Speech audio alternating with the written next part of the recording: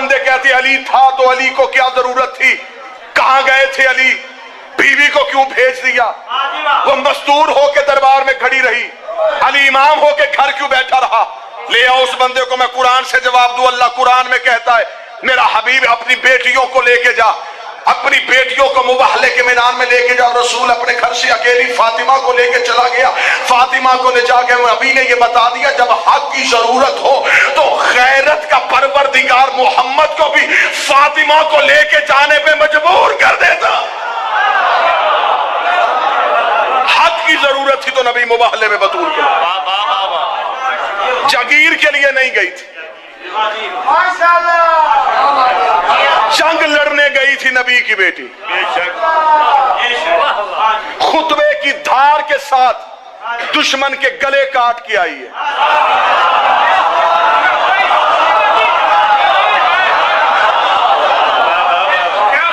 میری دعا ہے قاضی صاحب, میرا مولا پاک سیدہ کی عزت کا واسطہ, مجھے جب بھی موت آئے زہرا کی وکالت کے جرم میں آئے. حق کے زہرا ممبر سے چھپائیں کیوں؟ آج حکومتیں سر جوڑ کے بیٹھی ہیں, ایک مقدمہ سپریم کورٹ میں زیر سماعت ہے.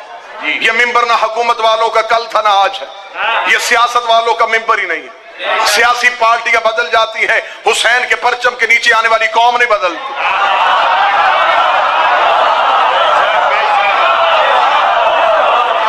جو ہاتھ ایک دفعہ عباس کے علم کو عزت اور احترام کے ساتھ مس کر دے, وہ ہاتھ کبھی کسی غیر کے سامنے نہیں جاتا. یہ ممبر, یہ اتنی قوم, ہم نے کبھی بھی سیاست کی بات نہیں, لیکن سپریم کورٹ میں فیصلہ زیر سماعت ہے. پاناما لیکس, میں پورے ملک میں تنبیہ کر رہا ہوں, پاناما لیکس سے گھبرانے والوں یاد رکھنا ایک امام زمانہ لیکس بھی آنے والی ہے. جو جوان ہاتھ اٹھا سکتا ہے وہ بولے, جو حالات کی وجہ سے پریشان ہے اس کا اپنا مقدر ہے, جو حالات سے ڈرا ہوا وہ گھر جائے اور چھوڑ دے علی کو. علی کو ضرورت ہی نہیں ہے کسی ڈرے ہوئے مریض کی, جس کے سینے میں علی رہتا ہے, جس کے ذہن دماغ میں علی رہتا ہے. ایک پاناما لیکس سے گھبرانے والا ایک امام زمانہ لیکس بھی آئے گی. مجھے اس بات میں بحث ہی نہیں کرنی کہ کہاں سے پیسہ آیا تھا, کس کے پاس رکھا تھا, کہاں سے کس رستے سے کہاں چلا گیا. لیکن آج حکومتیں سر جوڑ کے بیٹھی ہے, آج ہر کوئی کہہ رہا ہے کہ ہمیں فیصلے کا انتظار ہے, ہمیں پتہ تو چلے یہ پیسہ کہاں سے آیا تھا اور کہاں چلا گیا, کس رستے سے چلا گیا. اس کا مطلب ہے جو پہلے غریب ہو اور بعد میں پیسہ آ جائے, پہلے غریب ہو اور بعد میں پیسہ آ جائے تو دنیا پوچھنے میں مجبور ہو جاتی ہے کہ یہ پیسہ کہاں سے آیا ہے, یہ جاگیر کہاں سے آئی ہے, یہ گھر کہاں سے آیا ہے, یہ کوٹھیاں کہاں سے آئی ہے. آج حکومتیں سر جوڑ کے بیٹھی ہے, آنے دو زہرا کے بیٹے کو, عدل کی کرسی میں بیٹھ کے زمانے کے بے ضمیروں سے پوچھے گا, اب بتاؤ فتح کہاں سے آیا تھا, کس نے کھایا. جو بول سکتا مل کے بولے لبیک یا حسین,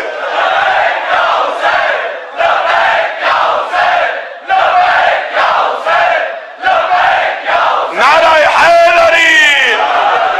آج کی سب سے بڑی تسبیح دشمن زہرا پہ لعنت.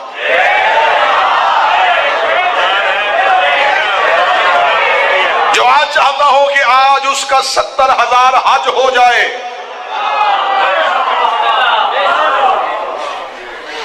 چوتھا امام بازار سے گزر رہے تھے اور ایک آل محمد کے دشمنوں پہ لعنت کر رہا, اس نے اونچی آواز میں سلام کیا, امام نے دل کے اندر جواب دے کے گزرا. تسبیح وہیں پر روکی, امام کے قدموں پہ جا کے ہاتھ رکھ کے کہنے لگا کوئی ناراضگی, بادشاہ کوئی غلطی کوئی خطا, میں نے سلام کیا جواب کیوں نہیں دیا. میرے بادشاہ نے فرمایا تو عبادت اتنی بڑی کر رہا تھا, میں تیری عبادت میں مخل نہیں ہونا چاہتا تھا. اس نے کہا مولا اس عبادت کی قیمت بتا سکتا ہے, اس عبادت کی قیمت کیا ہے. امام زین العابدین نے کہا اگر میں تجھے حقیقت میں اس عبادت کی قیمت بتاؤں, اگر تو ایک تسبیح دے میں تجھے اپنی پوری زندگی کی عبادت دینے کو دے. تجھے کیا خبر کہ دشمن زہرا پہ کھل کے نہیں کر سکتے تو دل میں تو کر سکتے. میں مولا کا فرمان دکھانے کے لیے دیا, اور مولا نے فرمایا جو ہماری دادی کے دشمن پہ سوچ کے لعنت کرے ہم 14 اس پہ لعنت کرتے ہیں.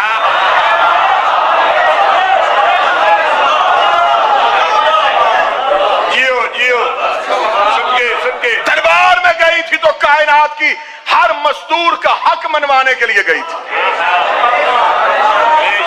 آج کسی کی بیٹی کو بھی حق نہ ملتا اگر محمد کی بیٹی دربار میں نہ جاتی. دربار میں جب گئی ہے تو دربار میں جا کے بی بی نے مقدمہ لڑا ہے. جنگ لڑ کے آئی ہے رسول کی بیٹی, فتح کر کے آئی ہے نبی کی بیٹی, چہروں سے نقاب اتار کے آئی ہے, حقیقت حکومت عیاں کر کے آئی ہے. دربار میں آ کے بی بی کھڑی ہوئی, پردہ لگ گیا. تخت کی طرف سے آواز آئی, کیا لینے کے لیے آئی ہے بنت پیغمبر؟ مصائب نہیں, فضائل سنیے گا. بی بی کیا لینے کے لیے یہ بنت پیغمبر؟ اتنا کہنا تھا, میری شہزادی کی آواز آئی, میری جاگیر فدق سے میرے عامل اٹھا کے حکومت نے اپنے سپاہی کیوں بھیجے؟ حاکم نے تخت سے کہا کہ اس لیے ہم نے بھیجے, ہمارے پاس نبی کی ایک حدیث ہے. نبی نے فرمایا کہ ہم جو گروہ انبیاء ہوتے ہیں ہم نہ وارث بنتے ہیں نہ بناتے ہیں. اس حدیث کا سہارا لے کے ہم نے اس جاگیر پہ قبضہ کر لیا, کیونکہ نبی کہہ کے گئے تھے کہ ہمارا وارث کوئی نہیں ہوتا, لہذا ہمارے پاس حدیث تھی, ہم نے تیری جاگیر پہ قبضہ کر لیا. جو جوان بیٹھو بی بی کا مقدمہ سننے کے لیے آئے ہو. میری شہزادی پردے کے پیچھے بولی, کیا کہنے؟ پہلا بار کیا میری شہزادی نے حکومت کے چہرے پہ. میری بی بی کہتی, تو مجھے حدیث سنا رہا ہے کہ میرا بابا کہہ کے گیا تھا کہ ہم وارث نہیں بتاتے, یہی رک, مجھے بتا کیا تجھے میرے بابے نے وارث بنایا ہے؟ جو بندہ بول سکتا ہے بی بی کے مقدمے پہ, جو ہاتھ اٹھائیے سیدہ کے مقدمے میں بطور گواہی درج ہونا چاہتا.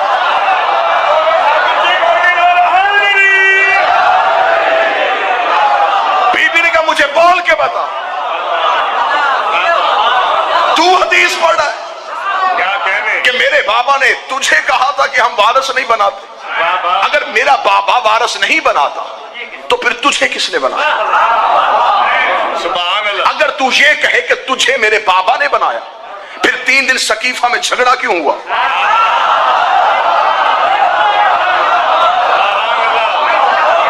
میں بالکل ویسے بی بی کا مقدمہ بیان کرنے لگا ہوں جیسے کوئی حلالی وکیل اپنے کیس میں بحث کرتا.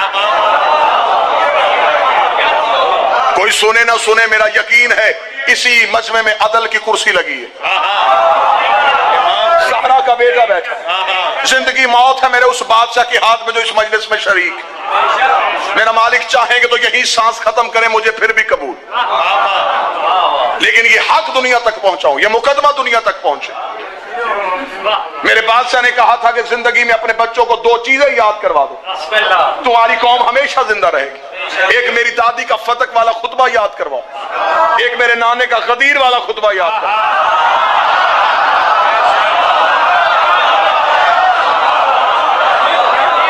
نہ اپنے بچوں کو غدیر بھولنے دینا, نہ فتق بھولنے دینا. اور جتنے لوگ شیعہ ہوئے ہیں, جتنے بھی, آپ پوری ہسٹری اٹھا کے تجزیہ کر کے دیکھ لیں, جتنے بھی نئے شیعہ ہوئے لوگ ہیں وہ علی کی خیبر پڑھ کے شیعہ نہیں ہوئے,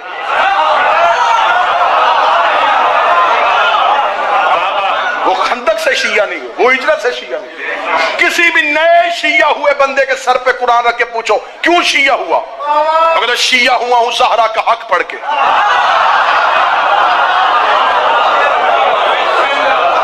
پھر مجھے جملہ کہنے کی اجازت دینا, 12 اماموں کی امامت کی محنت ایک طرف, 4 گھنٹے جو جنگ لڑ کے آئی ہے نبی کی بیٹی, صفین, جمل, نہروان. یہاں علی نے تلوار نکالی تھی لیکن دشمن اسلام کے لبادے میں تھا, یہاں تلوار بھی نہیں نکلی, صرف زبان کے ساتھ جنگ کی ہے محمد کی بیٹی. کہ تو بتا تجھے میرے بابا نے وارث بنایا تھا, میں تجھ سے اپنی جاگیر واپس لینے کے لیے آئی. اس نے کہا ٹھیک ہے, جاگیر دینے کے لیے تیار ہے, کوئی ثبوت؟ بی بی نے تحریر رسول پیش کی, مقدمہ سننے کے لیے تیار ہے. رسول کی تحریر پیش کی گئی, تحریر کو پڑھا گیا, بغور مطالعہ کیا گیا. وہ خیبر کے یہودیوں کے ہاتھ کی لکھی ہوئی تحریر تھی کہ یہ ایک باغ نہیں تھا, 40 لاکھ دینار سالانہ آمدنی آتی تھی رسول کو یہاں سے. اس کے اندر 7 باغات تھے, 40 کنویں تھے, کئی چشمے تھے، بہت بڑی جگیر تھی، یہ پوری ایک پٹی تھی. یہ خیبر کے یہودیوں نے نبی کو لکھ کے دی تھی. یہودیوں کی تحریر تھی کہ یہ ہم مسلمانوں کے رسول محمد ابن عبداللہ کو دیتے. نیچے نبی نے نوٹ لکھا ہوا تھا کہ یہ میری ذاتی جگیر ہے، میں اپنی بیٹی فاطمہ کو دے رہا ہوں. اور نبی نے اس تحریر میں لکھا تھا کہ میں حکم قرآن دے رہا ہوں، کیونکہ خدا نے کہا تھا اعتزل قربا، اپنی قریبی عورت کو اس کا حق دے. اگر بیٹیاں 4 ہوتی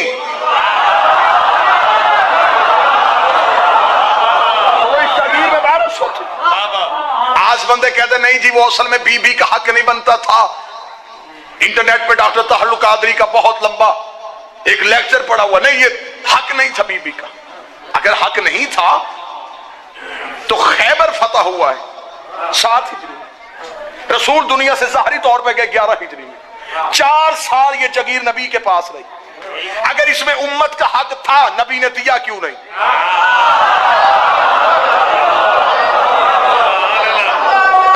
زہرا سے پہلے ہمیں اس بات کا جواب دو کہ نبی نے یہ حق کیوں نہیں دیا. بی بی نے کہا میں تحریر پیش کرتی ہوں. تحریر پیش کی گئی، تحریر کو پڑھا گیا. سنیے گا مقدمہ. تحریر کو پڑھنے کے بعد حکومت کی طرف سے یہ اعلان ہوا کہ اس تحریر پہ گواہ پیش کیے جائیں. بی بی نے کہا میں گواہ پیش کرتی ہوں. بی بی نے کہا میری گواہیاں نوٹ کی جائیں. میرا پہلا گواہ میرا شوہر امیر المؤمنین، میرے دوسرے 2 گواہ سید شباب اہل الجنہ، میرے دونوں بیٹے. میری چوتھی گواہ ایک مستور ہے جس کا نام ام ایمن ہے. 4 گواہ پیش کیے گئے. تلاگان گرد و نواح والوں 4 گواہیوں کا پیش ہونا تھا. کافی دیر مباحثہ ہوا، حکومت کی طرف سے مشورہ ہوا. مشورے کے بعد حکومت کی طرف سے ایک فیصلہ آیا. اس فیصلے میں یہ لکھا تھا کہ نبی کی بیٹی ہم جگیر واپس کرنے کے لیے تیار تھے. تحریر آپ کی ٹھیک تھی لیکن گواہیاں مکمل نہیں تھی. مقدمہ سنیے گا، مجھے مجبور نہ کیجئے گا، میں فضائل پڑھنے رہا ہوں. جذبات پہ قابو رکھیے گا. تیری گواہیاں نصاب شہادت مکمل نہیں. بی بی نے کہا نصاب شہادت کیوں نہیں مکمل؟ انہوں نے کہا نصاب شہادت اس لیے نہیں مکمل کہ آپ نے پہلی گواہی دی ہے اپنے شوہر کی، تو علی شوہر ہونے کی وجہ سے اس جگیر میں حصے دار ہے. جو مالک ہو وہ گواہی نہیں دے سکتا، گواہی باہر سے آنی چاہیے تھی. دوسرے 2 گواہ پیش کیے اپنے بیٹے. آپ کے بیٹوں کا بھی اس جگیر میں حق ہے لہذا وہ بھی مالک ہو. چوتھی گواہی ہم قبول کرنے کے لیے تیار تھے لیکن کیونکہ تیرے بابا کی شریعت ہے کہ اگر عورت مرد کے مقابلے پہ گواہی دے گی تو 2 عورتوں کی گواہی ایک مرد کے مقابلے پہ مانی جائے گی. لہذا عورت ایک تھی، اس کے ساتھ دوسری عورت کوئی نہیں تھی. لہذا نصاب شہادت مکمل نہیں. تحریر قبول کر سکتے تھے اگر گواہیاں مکمل ہوتی. کیا کہنے نبی کی بیٹی، نبی نے تحریر واپس لے لی. نبی کی بیٹی نے گواہیاں نہیں بدلی.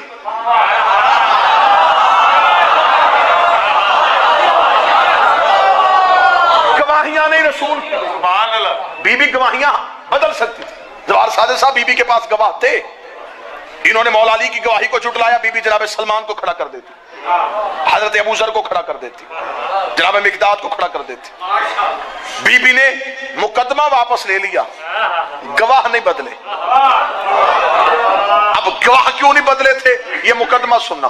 گواہ بی بی نے اس لیے نہیں بدلے کہ قرآن کی اعتبار سے فقہ کا قانون ہے اگر کوئی کسی مومن کو جھوٹا کہے تو وہ بن جاتا ہے فاسق.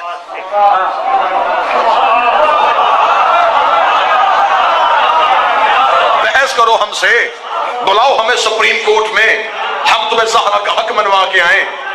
جو کسی مومن کو جھوٹا کہے قرآن کہتا وہ بنتا ہے فاسق. فاسق نماز پڑھ سکتا ہے، پڑھا نہیں سکتا. فاسق چاند کی شہادت نہیں دے سکتا. فاسق نکاح میں بطور گواہ نہیں بیٹھ سکتا. فاسق طلاق کے سیغوں میں بطور گواہ نہیں بیٹھ سکتا. فاسق عادل نہیں رہتا. اگر کوئی کسی سچے مومن کو جھوٹا کہے تو قرآن کی نص سے وہ بنتا ہے فاسق. اور معاذ اللہ ثم معاذ اللہ اگر کوئی قرآن کو جھوٹا کہہ دے تو وہ فاسق نہیں بنتا. قرآن کہتا وہ بن جاتا ہے کافر. फिर उससे दोबारा कलमा पढ़ने की जरूरत होती। क्या कहने, नबी की बेटी तो इतनी बड़ी जंग लड़की आई है कि तेरी मसलहत जमाने की समझ में नहीं आ गई। बीबी ने गवाहियां पेश करके गवाहियां वापस ले ली। बीबी गवाहियां बदल सकती थी, नबी की बेटी ने गवाहियां नहीं बदली। बीबी ने फरमाया गवाहियां इसलिए नहीं बदली कि तूने अली की गवाही को झुटलाया है, और मेरे बाबे की हदीस है अल कुरान व अली व अली मअल कुरान, कुरान अली के साथ है, अली कुरान के साथ है। तूने हसन हुसैन को झुटलाया है, हसन हुसैन भी कुरान के वारिस है। बीबी ने कहा तूने कुरान को झुटला दिया, मैं गवाहियां वापस लेके जा रही हूं और मैं तारीख में लिखवा के जा रही हूं कि मैं तुम्हें फासिक नहीं करने आई थी, मैं तुम्हें काफिर करने आई। कुफ्र के झरोखों में फेंक गई।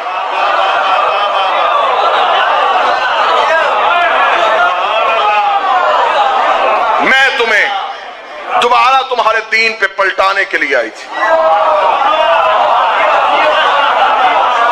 बीबी ने कहा मुकदमा वापस। वहीं पे खड़े बीबी ने दूसरा दावा दायर कर दिया। बीबी ने कहा ये दावा वापस। अगला दावा, हाकिम है ना, बेटी बन के बाप का हक लेने आई हूं।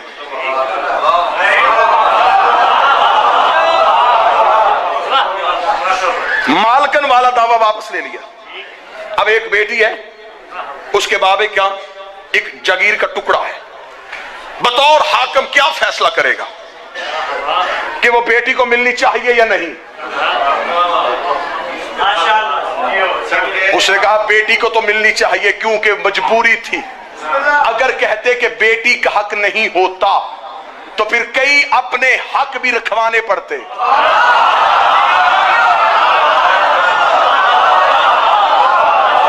आप समझते हैं कि खतीब आजाद होकर तकरीर करता है, हम पिंजरे में बंद होकर अपनी कौम की वकालत करते हैं।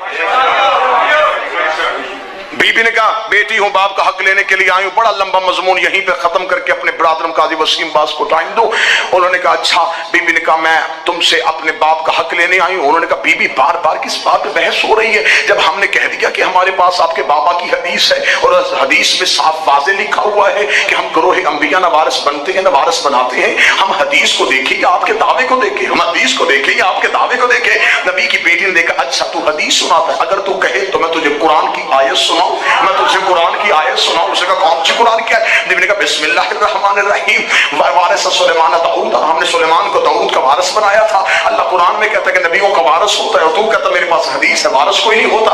उसने कहा बीबी मेरे पास हदीस है। बीबी ने कहा मैं दूसरी आयत पढ़ देती हूँ, वाले रजाला नसीबा मिम्मा तरकल वालिदैन वल अक़रबून, जो कुछ माँ बाप छोड़ के जाते हैं उसमें मर्दों का हिस्सा होता है। कुरान कहता है हिस्सा होता है, तू कहता वारिस कोई नहीं होता। उसने कहा बीबी मेरे पास हदीस है। बीबी ने कहा मैं तीसरी आयत पढ़ देती हूँ, वाले निसा नसीबा मिम्मा तरकल वालिदैन वल अक़रबून, जो कुछ माँ बाप छोड़ के जाए उसमें बेटी का हिस्सा होता है। कुरान सूरह निसा में कहता है बेटी हिस्सा रखती है, तू कहता हदीस है। उसने कहा बीबी मेरे पास हदीस है। बीबी ने कहा मैं चौथी आयत पढ़ देती हूँ, याकूब, हमने याकूब की औलाद को उसका वारिस बनाया था। कुरान कहता याकूब की औलाद उसकी वारिस है, तू कहता मेरे पास हदीस है। उसने कहा बीबी मेरे पास हदीस है। बीबी ने कहा मैं पांचवी आयत पढ़ देती हूँ। बदल बदल के हाकिम एक हदीस पढ़ता रहा, बीबी बदल बदल के कुरान की आयतें पढ़ती रही। कुरान में पढ़ लेके और मुझे गाजी के अलम की कसम है, हाकिम एक हदीस पढ़ता रहा। बीबी ने 40 आयतें दरबार में खड़ी होकर पढ़ी। जब 40 आयतें पढ़ी हाकिम के चेहरे पे मौत का पसीना आ गया। उसने कहा बीबी मैं हदीस पढ़ता हूं, जवाब आयत में क्यों देती है? अगर तेरे पास भी हदीस है तो हदीस का जवाब हदीस में ले गया। बीबी ने कहा बस चुप हो जा, मैं इतना सुनना चाहती थी, तू वही है जिससे मेरे बाबे ने कहा था आ तुझे हदीस लिख दो, आ तुझे हदीस लिख दो। तूने कहा था हमें कुरान काफी है, हमें कुरान।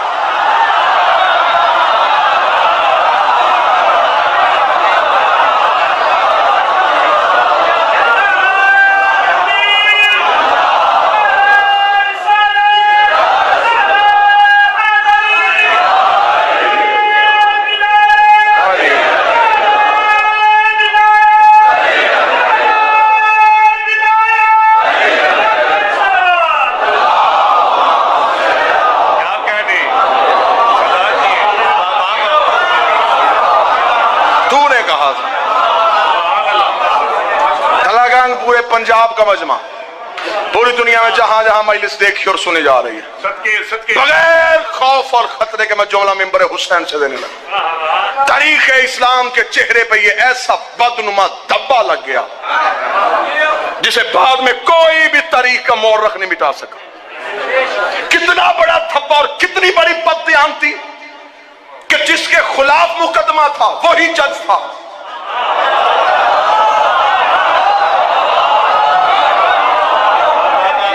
قرآن اور شریعت کے اعتبار سے یہ فیصلہ اگر ہوتا تو یہ قاضی کے پاس جانا چاہیے تھا، کیونکہ مقدمہ سٹیٹ کے خلاف تھا۔ جہاں سٹیٹ کے خلاف مقدمہ ہو وہاں سٹیٹ فیصلہ نہیں کر سکتی۔ یہ بددیانتی ہو گئی۔ محمد کی بیٹی تو دربار سے چلی گئی، لیکن تاریخ اس مسلمان کے چہرے پہ اتنے خون کے چھینٹے ڈال گئے کہ یہ ہے تمہاری حکومتوں کی تاریخ۔ دعا کیا کرو قدر والی چیز بے قدروں کے سامنے نہ جائے۔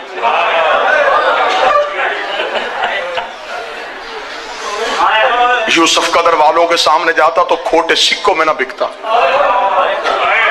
یوسف کی قیمت پوچھنی ہے تو کوئی یعقوب سے پوچھ۔ کاش چلی جو گئی تھی دربار میں، کاش منبر پہ رسول ہوتا اور فاطمہ کچھ مانگتی، پھر نبی بتاتا کہ خالی واپس بھیجتا یا کائنات جھولی میں ڈال کے بھیجتا۔ اگر کوئی میرا اہل سنت بھائی میری گفتگو کو سن رہا ہے تو میں رسول کی رسالت کا واسطہ،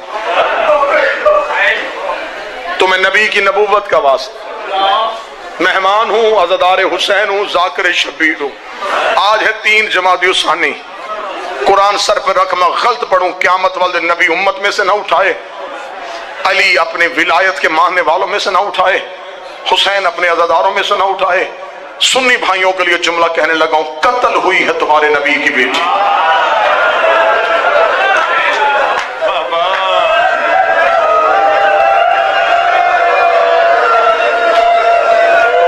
اب یہ تصدیق کرنا تمہارا حق بنتا ہے۔ بیٹیاں بے شک 4 مانتے ہو، فاطمہ کو تو مانتے ہو نا، جا کے ضرور مولویوں سے پوچھنا، اللہ درجات بلند کرے۔ قائد صاحب خدا کروٹ پہلو حسین میں جگہ دے۔ قبلہ مبلغ اعظم مولانا اسماعیل علیہ جتنے مناظرے کیے حق کے بطول پہ کی، اور قبلہ مولانا اسماعیل جن کی قبریں بھی ہمارے جسموں سے مہنگی ہیں، مولانا اسماعیل نے پاک سیدہ سے دعا مانگی تھی، بی بی میں تیرا حق پڑھ کے شیعہ ہوا ہوں، بی بی مجھے دنیا نہ دینا، دولت نہ دینا، کرم میری شہزادی مجھ پہ اتنا کر دینا کہ تیرا دشمن سوال ختم کرے، میرا جواب شروع ہو جائے۔ پھر اس جو بزرگ بیٹھے میری گواہی دیں گے، پھر اس مرد کلندر نے نگر نگر غازی کے علم لگوائے، اس نے زمانے سے بی بی کا حق منوایا ہے۔ مولانا اسماعیل پنڈی بھٹیاں کے قریب مناظرہ کرنے کے لیے آئے۔ مناظرے کا جج بابا حبیب شاہ جی ایک اہل سنت زمیندار تھا، چودھری عاشق اس کا نام تھا، آج بھی اس کی نسلیں وہاں پہ آباد ہیں اور مجلس حسین کرواتی ہے۔ چودھری عاشق مناظرے کا جج تھا۔ مناظرے کا موضوع تھا حق کے بطول۔ مخالف فریق والا مولوی کہہ رہا تھا کہ بی بی دربار میں آئی ہے لیکن حق بنتا نہیں تھا۔ مولانا اسماعیل کتابوں کا ڈھیر لے کے آ گئے، مناظرہ ہوتا رہا، ظہر کی اذان ہو گئی۔ فیصلہ یہ ہوا کہ نماز پڑھی جائے گی، نماز کے بعد پھر دوبارہ مناظرہ شروع ہوگا۔ نماز کے لیے چودھری عاشق اس مولوی کے پیچھے کھڑا ہوا، ذہن میں اس کے کوئی خیال آیا۔ نماز ختم ہوئی، زوال ساجد اس نے نمازیوں سے کہا سارے نمازی مسجد سے چلے جاؤ، مسجد کے دروازے کو بند کرو، میں نے مولانا سے کوئی بات کرنی ہے۔ مسجد کا دروازہ بند ہو کے چودھری عاشق محراب میں اس کے سامنے آ کے کھڑا ہو گیا۔ اس نے کہا دیکھ سن مولوی، مجھے نہیں پتا کتابوں میں کیا لکھا ہے کیا نہیں لکھا، میں نے ساری زندگی کتابیں نہیں پڑھی، میں زمیندار بندہ ہوں۔ تو کہتا تھا کہ نبی کی بیٹی کا حق بنتا نہیں تھا، وہ کہتے تھے بنتا تھا، انہوں نے اپنا مولوی منگوا لیا ہے، وہ بھائی ڈیرے پہ کتابیں لے کے بیٹھا ہے، میں نے یہاں بندے نہیں مروانے، میں نے بحث نہیں کروانی، میرا دل بیٹھ رہا ہے، میرا جگر پھٹ رہا ہے، مجھے صرف اتنا بتا دے بیٹی رسول کی دربار گئی تھی؟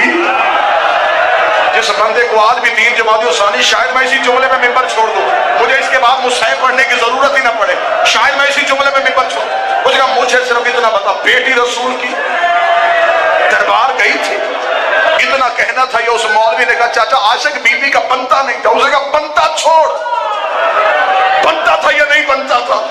مجھے اتنا بتا گھر سے چل کے دربار میں چلی گئی تھی. اس نے کہا چاچا عاشق نبیوں کا ورثہ نہیں ہوتا. اس نے کہا ورثہ چھوڑ، مجھے مات آ جائے گی. مجھے بتا بیٹی نبی کی دربار گئی تھی. اس نے کہا کتابوں میں لکھے گئی تھی. وہ دل پکڑ کے زمین پہ بیٹھ گیا. کہنے لگا مجھے اتنا بتا واپس خالی آئی تھی یا کچھ لے کے آئی تھی؟ اس نے کہا محمد کی بیٹی خالی چلی گئی تھی. چودھری عاشق نے چہرے پہ ماتم شروع کیا. دیکھ لگا مولوی خدا لعنت کرے، میرے مرنے کے بعد میری بیٹی کسی کمی کے دروازے پہ چلی جائے اور جا کے کہ میں عاشق حسین کی بیٹی ہوں، بتا اس کا بنتا ہے؟ کہنے لگا نہیں بنتا. کہنے لگا خالی بھیجو گے یا دے کے؟ کہنے لگا دے کے بھیجیں گے. اس نے کہا غیرت نہیں آتی، میری بیٹی کو خالی کوئی نہیں بھیجتا. محمد کی بیٹی نوکروں کے دربار میں 4 گھنٹے سر پہ قرآن رکھ کے رو رو کے کہتی رہی اوے میں جھوٹ نہیں بول، میں جھوٹ نہیں بول رہی، او میں بابے کی سچی بیٹی ہوں. نوکروں کے دربار 4 گھنٹے. کسی کی بیٹی 1 منٹ بھی کھڑی ہو شریفوں سے برداشت نہیں ہوتا. جس نے آخر میں پڑھنا اس نے شہادت پڑھنی ہے. لیکن میں اپنی قوم کو یہ جملہ تو سنا دوں، 4 گھنٹے بار بار کہتی رہی میں جھوٹ نہیں بول رہی، میں بابے کی سچی بیٹی ہوں، میں بابے کی صدیقہ بیٹی ہوں. ماتمیوں اتنا کہہ کے چودھری عاشق مسجد سے باہر آیا. جہاں مولانا اسماعیل بیٹھے کتابیں کھول رہے تھے، آ کے روتا ہوا مولانا اسماعیل کے قدموں پہ گر گیا. گر کے کہنے لگا بند کر دے مولوی اسماعیل کتابیں، دعا کر مجھے موت آ جائے. مجھے ساری زندگی کسی نے نہیں بتایا کہ محمد کی بیٹی خالی چلی گئی تھی. اتنا کہنا تھا مولانا اسماعیل نے اپنے سر سے پگڑی اتاری، چودھری عاشق کے گلے میں باہیں ڈالی، رو کے کہنے لگا صرف خالی نہیں گئی تھی، کمر جھک گئی تھی، سر کے بال سفید ہو گئے تھے. عاشق حسین نے کہا ہوا کیا تھا؟ مولوی اسماعیل کہتا سچ سنے گا کہ 36 بدماش دروازہ گراتے رہے، اکیلی روکتی رہی. بے غیرت نے تازیانہ نکالا، سہرا کو تازیانہ مارا، رو رو کے کہتی رہی یا علی میرا محسن شہید